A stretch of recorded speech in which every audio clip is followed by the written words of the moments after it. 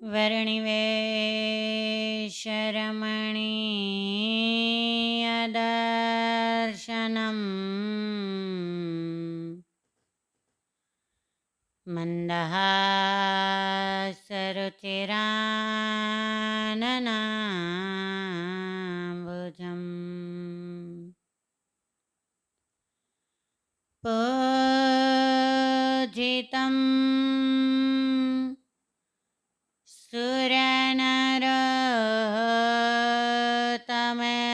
सुरनरोत्तमैर्मुदा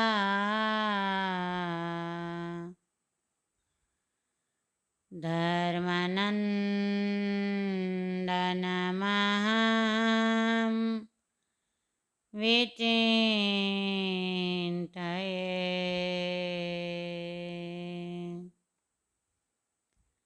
धर्मनन्दनमहं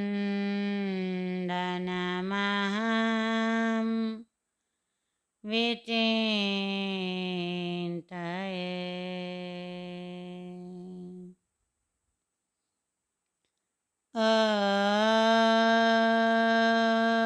अवतारिणे श्री स्वामिनारायणाय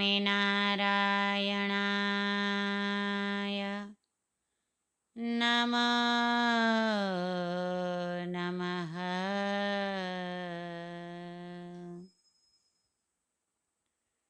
श्री हरे कृष्णाय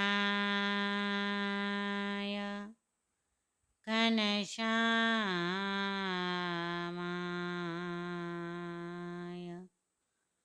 नीलकण्ठाय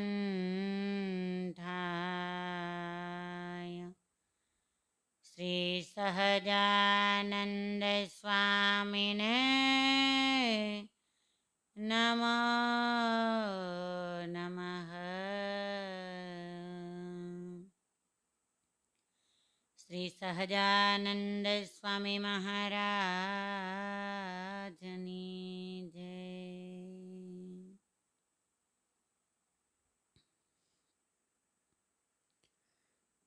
આ લોકમાં જે અધર્મમાં વર્તનારા લોકો છે તે અહીં જ નરકનું દુઃખ ભોગવે છે. તેને એ ખબર નથી પડતી, એ વિચાર નથી આવતો કે ધર્મની અંદર વર્તવાથી અને એના બળથી સત્સંગ કરવાથી એ દુઃખમાંથી મુક્ત થવાય છે. જેમ જેમ જીવાત્મા સત્સંગ કરે છે તેમ ધર્મની અંદર એને રુચિ થાય છે. ધર્મમાં વર્તવાનું એને બળ મળે છે. પંચવર્તમાને યુક્ત હરિપરાયણ સંતોનો પ્રસંગ છે એ અપાર અજ્ઞાનનો નાશ કરે છે. જેમ સૂર્ય ઉગે અને રાત્રિનો અંધકાર છે દૂર થાય, એમ જ્ઞાને કરીને અજ્ઞાન રૂપે અંધારું છે નાશ થઈ જાય છે. અને એ જ્ઞાનને પ્રકાશિત કરવા માટે મહારાજ ગામડે ગામડે સંતોને જીવાત્માને પરમાત્માનું સ્વરૂપ ઓળખાવા માટે અને અજ્ઞાન રૂપી અંધારાનો નાશ કરવા માટે મોકલતા હતા.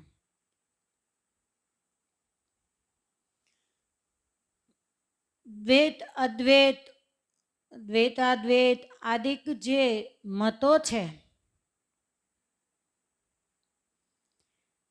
એ મતોના મોટા મોટા આચાર્યો હોય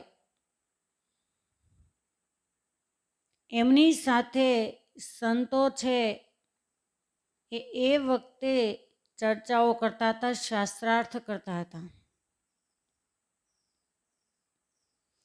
કોઈ એમ કહે કે વિશિષ્ટાદ્વૈત છે, એની સાબિતી શું? અને ત્યારે નિત્યાનંદ સ્વામી હોય કે મુક્તાનંદ સ્વામી હોય કે શુકાનંદ સ્વામી હોય, શાસ્ત્ર સંબંધિત પ્રમાણ આપી અને અન્ય મતના આચાર્યોને સમજાવતા હતા. એવો જ કંઈક પ્રસંગ છે બ્રહ્માનંદ સ્વામીના જીવનની અંદર બનેલો. એક સમયે શ્રીજી મહારાજે બ્રહ્માનંદ સ્વામીને આજ્ઞા કરી કે તમે સુરત જાઓ અને ત્યાં જે મુનિ બાવા કરીને મહાન વિદ્વાન છે તેની પાસે થોડો સમય રહી અને સિદ્ધાંત કૌમુદીનો અભ્યાસ કરીને વહેલા આવો. અને મુનિ બાવા છે એવા વિદ્વાન હતા કે એ વખતે સુરતના ભગવાન તરીકે પૂજાતા હતા. બહુ મહાન પુરુષ હતા. બ્રહ્મમુનિ છે એ મહારાજની આજ્ઞા છે એને શિરોધાર્ય કરી જયરામ બ્રહ્મચારી આદિ થોડા સંતોને લઈ સ્વામી ભાવનગર થઈ અને વાહણમાં બેસીને સુરત પધાર્યા છે. સુરતના મહાન ભક્ત જેને ઘરેણું કહી શકાય એવા ભાઈચંદભાઈ શેઠ આદિક ભક્તોને મળીને ઉતારો કર્યો. બીજા પણ જે હરિભક્તો હતા એમને ખ્યાલ આવ્યો કે બ્રહ્માનંદ સ્વામી છે અહીંયા સુરત પધાર્યા છે એટલે અન્ય હરિભક્તો છે એ સ્વામીની પાસે એકત્રિત થયા. એ વખતે બ્રહ્માનંદ સ્વામી છે એમણે ભાઈચંદભાઈ શેઠ છે એમને વાત કરી કે મહારાજે મને કૌમુદી શાસ્ત્રનો અભ્યાસ કરવા માટે મુનિ બાવાને ત્યાં મોકલ્યો છે અને મહારાજની આજ્ઞા છે કે શાસ્ત્રાભ્યાસ કર્યા પછી તમે પાછા આવજો. સ્વામીની ભણવાની વાત સાંભળીને સર્વે હરિભક્તો છે કહેવા લાગ્યા કે સ્વામી આ મુનિ બાવા છે ને મહાન સમર્થ વિદ્વાન ખટ દર્શનાચાર્ય છે, વેદાંતાચાર્ય છે, વ્યાકરણના તો પોતે મહાન પંડિત છે. તેઓ ગામ બહાર એક મોટા આશ્રમની અંદર રહે છે અને ત્યાં જ પોતાના શિષ્યો છે અને વિદ્યાભ્યાસ કરાવે છે. એ સંન્યાસીઓને ભણાવે છે ને વ્યાખ્યાનો આપે છે. સ્વામી વિશેષમાં એમની પાસે અન્ય મતના વિદ્વાનો છે એ પણ અભ્યાસ કરવા માટે આવે છે. કેટલાય ધર્મના લોકો આવે છે ને વાદ વિવાદમાં એ મુનિ બાવાને કોઈ પણ વિદ્વાન હજુ સુધી પહોંચી નથી શક્યા. આવા પંડિતાચાર્ય છે. અને સ્વામી વિશેષમાં એ છે કે સુરતની પ્રજામાં તેઓ સમર્થ ગુરુ તરીકે પૂજાય છે, પરંતુ અદ્વૈતવાદી હોવાથી સાકાર સ્વરૂપનું એ ખંડન કરે છે.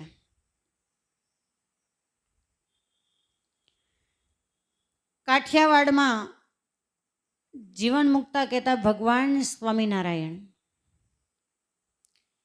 જેમને 200 વર્ષ પહેલા જ્યારે સંતો ગામડાઓ ફરતા હતા ત્યારે દ્વેષી લોકો છે એ મહારાજને જીવન મુક્તા તરીકે ઓળખતા હતા ને એવું કહેતા કે જીવન મુક્તાનો પંથ ચાલી રહ્યો છે કાઠિયાવાડની અંદર. તો જીવન મુક્તાને ભગવાન પ્રગટ થયા છે એવું સાંભળ્યા પછી કોણ આ મુનિ બાવા, એવું સાંભળ્યા પછી તો આ મુનિ બાવા છે એ જાહેર સભામાં આ જીવન મુક્તાનો પંથ પાખંડી છે આવું ઉદ્બોધન કરે છે. તો સ્વામી વિચારો કે ત્યાં અભ્યાસ કરવા માટે કેવી રીતે જઈ શકાય.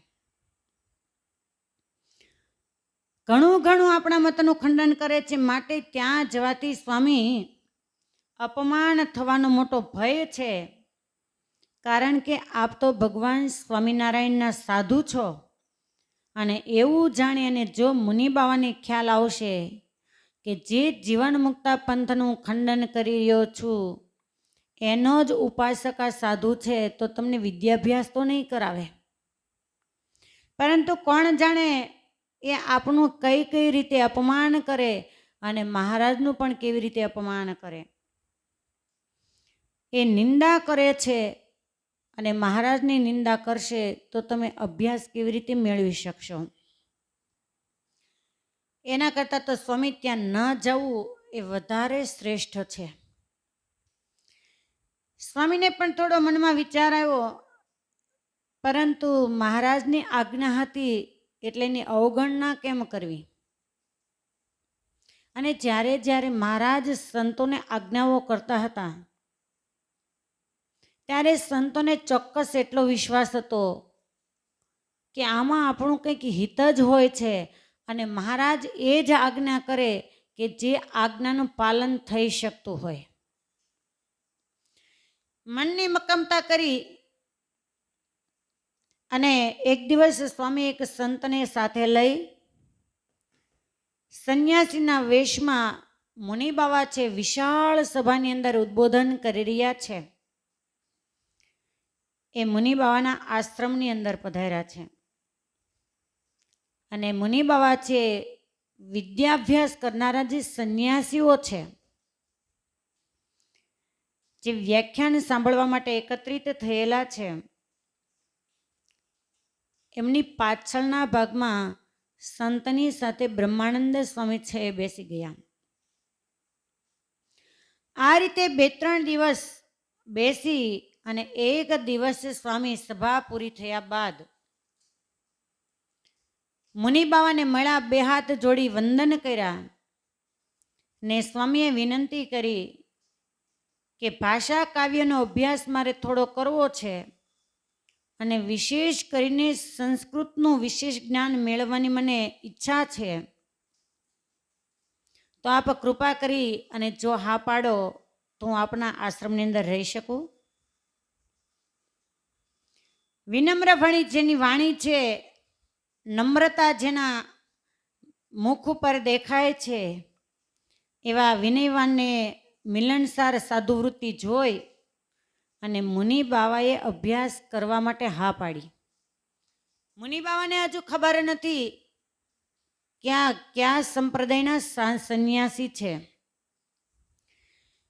પછી તો સ્વામી આશ્રમમાં રહી અને વિદ્યાભ્યાસ કરવા લાગ્યા.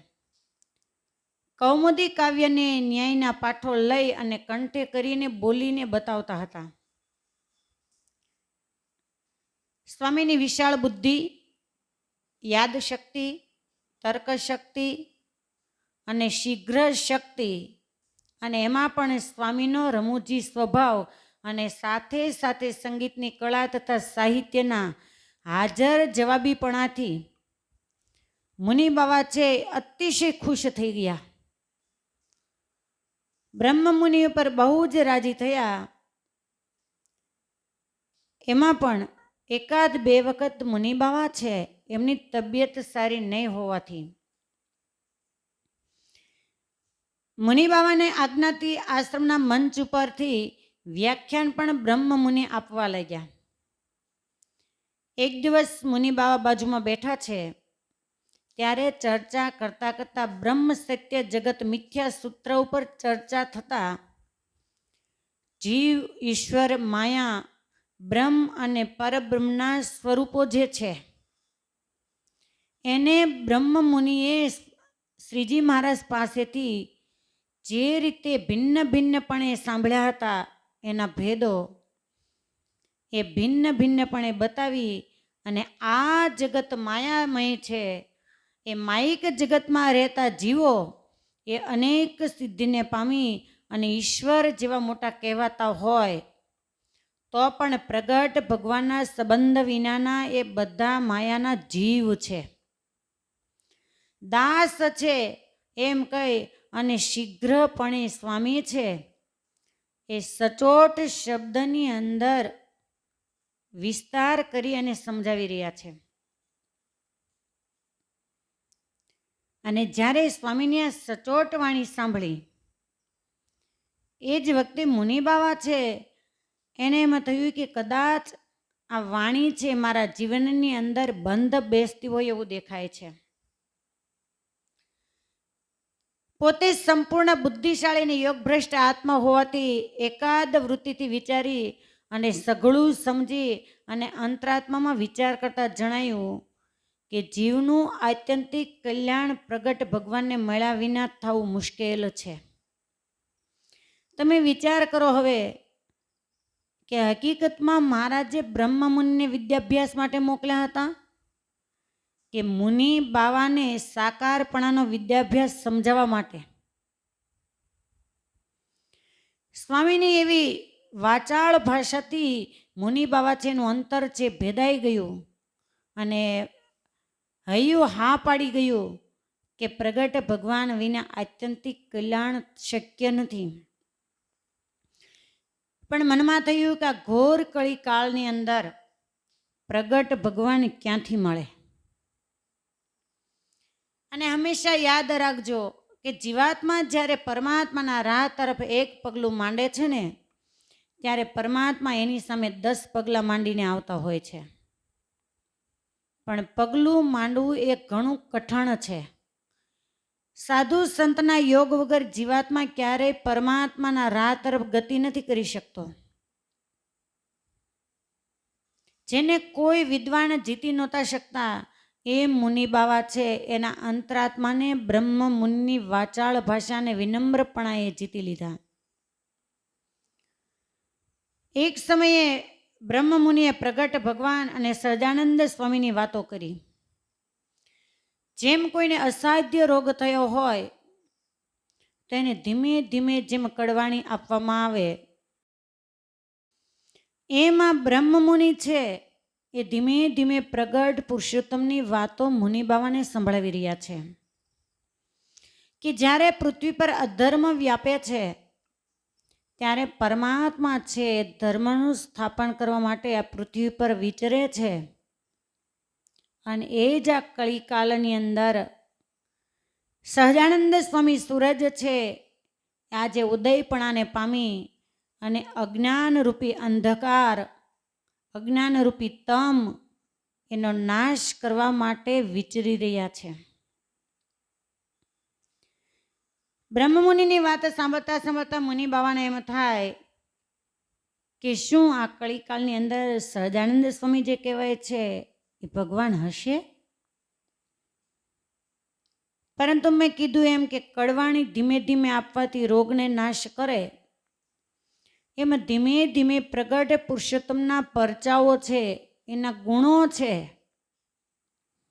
એ સમજાવતા સમજાવતા મુનિ બાવા છે એના હૈયાને હા પડાવી દીધી કે નહીં, સહજાનંદ સ્વામી છે એ ભગવાન હોવા જોઈએ.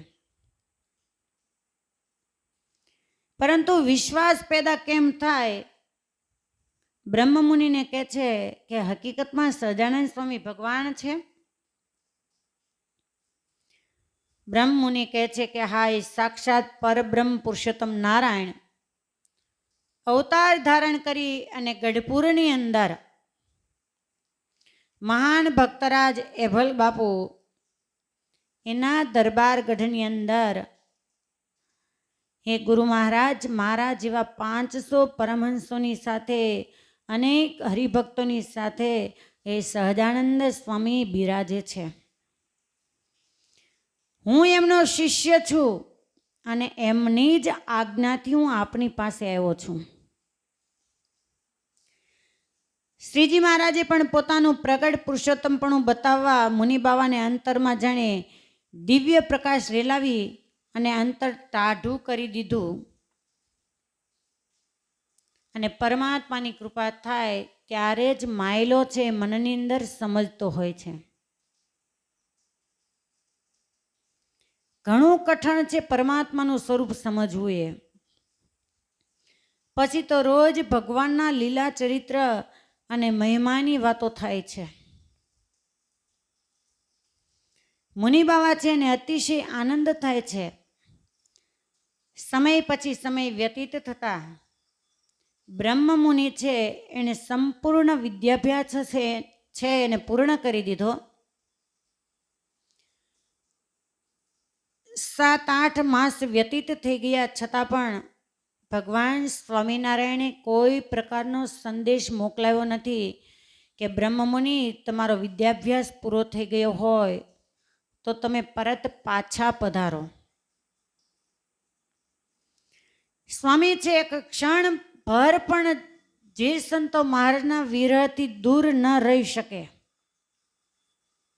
છતાં એ સંતો છે મહારાજની આજ્ઞાને શિરોધાર્ય કરી ને ગામડાઓ ફરે વિદ્યાભ્યાસ કરવા માટે જાય ત્યારે અસહ્ય દુઃખ લાગતું હતું. 8 માસથી મહારાજના દર્શન નહીં થવાથી સ્વામી છે ને અતિશય વિરાગની છે સંતાપવા લાગ્યો. મનની અંદર ગઢપુર જવાનો સંકલ્પ થાય પણ મહારાજની આજ્ઞા નથી એટલે જવાય પણ કેમ. અને આજ્ઞાપાલક મર્યાદામાં રહેનારા સંતો મૂંઝાતા એક દિવસ સ્વામીએ કીર્તનની રચના કરી અને ખરડો તૈયાર કર્યો. કીર્તના પદને રચી અને મહારાજ પાસે મોકલવા માટે જયરામ બ્રહ્મચારીને કીર્તનનો રાગ ઢાળ શીખવી અને ગઢપુર મોકલ્યા. ગઢપુરની અંદર મહારાજ દાદા ખાચરના દરબારગઢની અંદર લીલુડા લીમડાની નીચે વિશાળ સભામાં સંતો હરિભક્તોની સભા ભરાઈને બેઠી છે. ઓસરીમાં જીવબા, લાડુબા, રાજબાઈ આદિ સ્ત્રી ભક્તો છે એની સભા ભરાઈને બેઠી છે. ને એ જ વખતે જયરામ બ્રહ્મચારી છે એ બ્રહ્માનંદ સ્વામીનો સંદેશો લઈને આવ્યા. એ વખતે ખરડામાં લખેલું જે કીર્તન છે એ જયરામ બ્રહ્મચારીએ મહારાજની પાસે ગાયું. જેના શબ્દો હતા, વિરહનું કીર્તન છે કેમ કે બ્રહ્મ મુનિને મહારાજનો વિરહ સુરતની અંદર હતો. વાલીડા વેરો કીધો રે કુંજ વિહારી, નિર્મોહીનાથ તમને તે શું ઘણું કહીએ, વિચારી મનમાં રહીએ રે કુંજ વિહારી. વાલીડા વેરો કીધો રે કુંજ વિહારી, નિર્મોહીનાથ પહેલા તો લાડ લડાવ્યા, વળતી તો વિસરાવ્યા રે કુંજ વિહારી. પદની રચનાની અંતમાં સ્વામીએ નામાચર્યની અંદર કહે છે, નિર્મોહીનાથ બ્રહ્માનંદની છે અરજી, સાંભળજો હોય અમરજી રે કુંજ વિહારી. બ્રહ્માનંદ સ્વામી છે એનો સારો એ જાણે હૃદયનો અગ્નિ છે એની અંદર દેખાતો હોય, એ પદની અંદર જણાતો હોય એવી સહજાનંદ સ્વામી છે એની સારી સભાની અંદર સંતાપ જાણે થવા લાગ્યો કે મહારાજ હવે તમારાથી વિયોગ સહન નથી થતો, તમારો વિયોગ છે એમને સંતાપ આપે છે. મારી તો અરજી છે પણ જો તમારી મરજી હોય તો આ દાસને હવે તમે પાસે બોલાવી લો. પછી તરત જ મહારાજ છે એમણે સંદેશો મોકલ્યો કે બ્રહ્મ મુનિ છે એ ગઢપુર પાછા પધારે. આ બાજુ મુનિબાવા છે એને પણ હવે મહારાજને મળવાની અંતરની અંદર અતિશય તાલાવેલી હતી. બ્રહ્માનંદ સ્વામીને કહે છે કે મારે ભગવાન સ્વામિનારાયણના દર્શન કરવા છે. બ્રહ્માનંદ સ્વામી કહે છે કે ચાલો આપણે બંને સાથે જઈએ. મુનિબાવાને લઈ બ્રહ્માનંદ સ્વામી છે એ ગઢપુરની અંદર પાછા પધાર્યા અને જ્યાં મહારાજના દર્શન કર્યા, દંડવત કરતા કરતા જાણે અતિશય તૃષા લાગી હોય, માથે સૂર્યનો તાપ છે એ જાણે 12 સૂર્યના તાપ રૂપે ગરમી આપી રહ્યો હોય અને ત્યારે તૃષાતુર વ્યક્તિને કોઈ નાનું ઝરણું મળી જાય ને જે આનંદ થાય એવો બ્રહ્મ મુનિને આનંદ થયો. નાનું એવું ઝરણું જાણે વહેતું વહેતું સમુદ્રની અંદર ભળે અને સમુદ્ર બની જાય અને સમુદ્રની લહેરો સાથે જેમ લહેરો લેવા માંડે એમ બ્રહ્મ મુનિ અને મુનિ બાવા છે જાણે ઝરણા રૂપે આજે સહજાનંદ રૂપી સમુદ્રની અંદર ભળી ગયા અને મહારાજની મૂર્તિની લહેરમાં એ લહેરો દેવા લાગ્યા. મહારાજને કહે છે કે મહારાજ અમારા વિદ્યાગુરુ છે મુનિ બાવા કે જેમની પાસે મેં શાસ્ત્રાભ્યાસ કર્યો છે. મહારાજે મંદ મંદ સ્મિત કર્યું. એ વખતે વળી મહારાજને કોણ જાણે શું સૂઝ્યું કે બ્રહ્મ મુનિના આટલા દિવસ યોગમાં રહેવાથી મુનિ બાવા છે ને પાક્કો નિશ્ચય છે કે હજુ ડગમગાટ છે એ તો જોવું પડશે ને. આપણે બધા એમ માનીએ છીએ કે મહારાજના ધામમાં જવું છે, અક્ષરધામમાં જવું છે, પણ જ્યારે અક્ષરધામ વાળો છે એમ કહે કે તું મારે લાયક છો ત્યારે ત્યાં પહોંચી શકીએ. આજે પણ વાસુદેવ નારાયણના ઓરડામાં જે છપ્પર પલંગ છે એ પલંગ છે લીંબ વૃક્ષ નીચે બિછાવેલો છે, ઢાળેલો છે. મહારાજ વાસુદેવ નારાયણનો ઓરડો છે ત્યાંથી પલંગ ઉપર બિરાજમાન થયા. અકડાઠડ સભા ભરાઈને બેઠી છે. એ વખતે મહારાજ મૂળજી બ્રહ્મચારીને કહે છે કે બ્રહ્મચારી મહારાજ અમને બહુ જ ભૂખ લાગી છે. બ્રહ્મચારી મહારાજ તો બે હાથ જોડી કહે છે કે મહારાજ મોટીબા પાસે જાઓ, અત્યારે કટાણે તમને ભૂખ લાગી એટલે થાળ તો તૈયાર નથી પણ કંઈક પડ્યું હોય તો લઈ આવું. મોટીબા પાસે જઈને કહે છે કે મોટીબા મહારાજને ભૂખ લાગી છે. એ જ વખતે મોટીબાએ બાજરાનો રોટલો અને દહીં આપ્યું. નાનું એવી મટુકડીમાં દહીં છે એ લઈને બ્રહ્મચારી મહારાજ આવ્યા ને એ જ વખતે મહારાજે રોટલો છે ને બે હાથથી લઈ અને મટકીની અંદર જ ચોળી અને બે હાથથી જમવા માંડ્યા. બે હાથથી મહારાજ જમે છે. દહીં છે પ્રવાહી છે એટલે ચોળેલા રોટલાની સાથે દહીંનો પ્રવાહ છે એ કોણી સુધી એના રેલા આવે છે અને મહારાજ બે હાથના એ રેલાને ચાટતા જાય છે. અને જ્યાં આ દ્રશ્ય મુનિ બાવાએ જોયું અને વિદ્વત્તાની અંદર પારંગત એવા મુનિ બાવા છે સફાળા એકદમ બેઠા થઈ ગયા. બ્રહ્મ મુનિ આંચકો ખાઈ ગયા કે મહારાજે અત્યારે આ લીલા ક્યાં માંડી. મહા મહેનતે મેં આને સાકારપણાનું પ્રતિપાદન કરાવ્યું હતું, એના હૈયામાં હા પાડી હતી, નિરાકારનું ખંડન કરાવ્યું હતું અને પાછા નિરાકારવાદી બની જશે તો. મુનિ બાવા તો તરત જ ત્યાંથી ઊભા થઈને જતા રહ્યા. બ્રહ્માનંદ સ્વામી છે પાછળ જાય અને કહે કે ગુરુદેવ તમે મારી વાત તો સાંભળો. ત્યારે કહે છે કે તું મને એમ કહેતો હતો કે સ્વામિનારાયણ ભગવાન પ્રગટ પુરુષોત્તમ પરબ્રહ્મ નારાયણ છે, હવે આને તો કેમ જમાય એ પણ ખબર નથી પડતી, તો આને ભગવાન જાણવા કેમ? બ્રહ્મ મુનિ પાછા આવ્યા. મહારાજને કહે છે કે મહારાજ તમે ધારી છે શું? આ 500 પરમહંસ બેઠા હોય ને આવી લીલા કરો તો અમને આનંદ થાય, પણ કોઈ જીવાત્માને તમારા શરણે લાવ્યા હોઈએ અને એ જીવાત્મા પાછો પડી જાય તો તમને નથી લાગતું કે અમારો ફોગટનો ફેરો ધક્કો થયો છે? મહારાજ કે એવું થયું? બોલે હા મહારાજ મારે એને થોડા દિવસ અહીંયા રોકવા હતા, હવે કેમનું કરું? મહારાજ કે તમે જાણો ને તમારા ગુરુ જાણે. બુદ્ધિની અંદર જે વિશારદ છે એવા બ્રહ્મમુનિ રાત્રિના સમયે મુનિબાવા પાસે ગયા. મુનિબાવા કહે છે કે હું કાલે સવારે જતો રહીશ.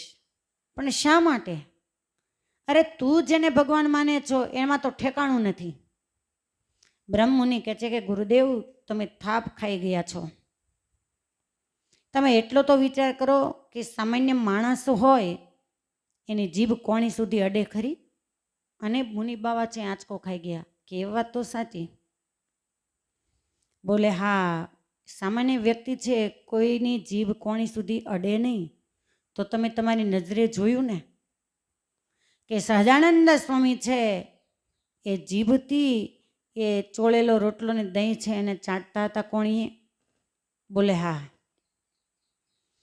બસ તમારે જવું હોય તો જાઓ, હું ના નથી પાડતો, પણ પ્રગટ પુરુષોત્તમ નારાયણ છે એ વાત ચોક્કસ છે. મુનિબાવાનું મન થોડું હળવું થયું. સવારમાં પાછા બ્રહ્મમુનિ પૂજાપાઠથી પરવારી મુનિબાવાના આસને ગયા. કે છે ગુરુદેવ તમારે જવું હોય તો જાઓ, પણ એકવાર મહારાજના દર્શન કરીને પછી જાઓ. બોલે સારું. મુનિબાવાને લઈ પરોઢમાં જ બ્રહ્મમુનિ છે એમને દાદા ખાચરના દરબારગઢની અંદર પ્રવેશ કરવો, અને એ જ વખતે ભગવાન સ્વામિનારાયણ છે વાસુદેવ નારાયણના ઓરડામાંથી બહાર આવવું. મહારાજના હાથમાં બેસવાનો તકિયો હતો. આજની જેવો તકિયો નહીં. મોટા સંતોના મુખે સાંભળ્યું છે કે એ તકિયાની અંદર 2.5 મણ વજન હતું. ઘણાનું મન છે આમાં શંકા કુશંકાઓ કરે, પણ શંકા જેવી કોઈ સ્થિતિ જ નથી. સંતોના મુખેથી સાંભળેલા વચનો ક્યારે મિથ્યા હોતા નથી. એ 2.5 મણનો તકિયો લઈ અને મહારાજ આમ ફૂલ ઉછાળે એમ ઉછાળી અને ટચલી આંગળી ઉપર ધરી અને ગોળ ગોળ ચક્કર, જેમ શ્રી કૃષ્ણ પરમાત્મા સુદર્શન ચક્ર ફેરવે એમ ગોળ ગોળ ફેરવી અને જે ઘા કર્યો કે મહારાજને બેસવાની જગ્યા હતી એ જ રીતે તકિયો છે ગોઠવાઈ ગયો. મુનિ બાવા તો આભા બની ગયા. ઓહ, આટલો મોટો તકિયો એને ટચલી આંગળી ઉપર ફેરવી અને ઘા કરીને યથાયોગ્ય જગ્યાએ જ બેસી મુકાઈ જાય, એ કોઈ સામાન્ય વ્યક્તિથી અશક્ય છે, બની જ ન શકે. ખરેખર આ પુરુષોત્તમ નારાયણ છે, પરબ્રહ્મ પરમાત્મા છે. બ્રહ્મ મુનિ મને જે સ્વરૂપ સમજાવતા હતા એ હકીકતની અંદર સત્ય છે, અને એ હૈયાની અંદર સત્ય સંકલ્પ થતાં જ બ્રહ્મ મુનિ તો હજી ત્યાં જ ઊભા છે. એના પહેલાં મુનિ બાવા છે દોડતા મહારાજ વાસુદેવ નારાયણના ઓરડાની ઓસરીએ પગથિયા ઉપર ઊભા છે. ત્યાં આવી મહારાજના ચરણારવિંદની અંદર પોતાનું મસ્તક મૂકી દીધું કે ભૂલો ભૂલો પ્રગટ પુરુષોત્તમ નારાયણ, હું ભૂલ્યો. કેટલું કેટલું સમજાવવા છતાં તમારા મનુષ્ય ચરિત્રની અંદર હું થાપ કહી ગયો. હે અવિનાશી, જો બ્રહ્મ મુનિ મને અત્યારે ન લાવ્યા હોત તો કદાચ આ સાકાર સ્વરૂપ છે એનાથી હું વંચિત બની જાત. હે મહારાજ, આપ સાકાર સ્વરૂપ છો, અને આ પામર જીવાત્માને વિદ્વાન હતા, સુરતના ભગવાન કહેવાતા હતા, છતાં મહારાજને કહે છે કે મહારાજ આ પામર જીવાત્માને તમારા શરણે રાખો. અને મુનિ બાવા છે મહારાજના શરણે થઈ ગયા. આ જે વાલીડા વેરો કીધો રે કુંજ વિહારી કીર્તનની રચના કેમ થઈ, ત્યાં આ મુનિ બાવાનો આશ્રમ જ્યાં આજે સુરતની અંદર મંદિર છે ત્યાં બ્રહ્મ મુનિએ આ કીર્તનની રચના કરેલી છે. સહજાનંદ સ્વામી મહારાજની જય.